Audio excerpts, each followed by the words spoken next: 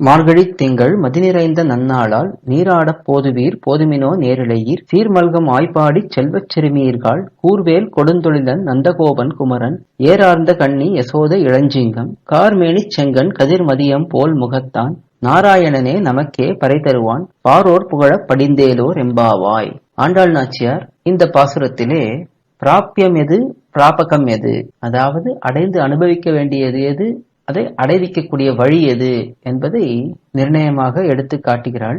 நாராயணன் எம்பெருமானே நமக்கு அடைந்து அனுபவிக்க வேண்டியவன். அந்த ஸ்ரீமன் நாராயணனே நமக்கு உபாயமாகவும் வழியாகவும் இருக்கிறான் என்று முக்கியமாக இந்த பாசுரத்திலே சொல்லப்படுகிறது. இந்த பாசுரத்திலே இப்படி ஒரு அற்புதமான மார்கழி மாசம் நமக்கு இந்த நோன்புக்காக அமைந்திருக்கிறதே என்று இந்த காலத்தையும் கூட இருந்து கொண்டு இந்த நோன்பை அனுஷ்டிப்பவர்களான பாகவதர்களையும் ஆண்டாள் நாச்சியார் கொண்டாடுகிறாள்.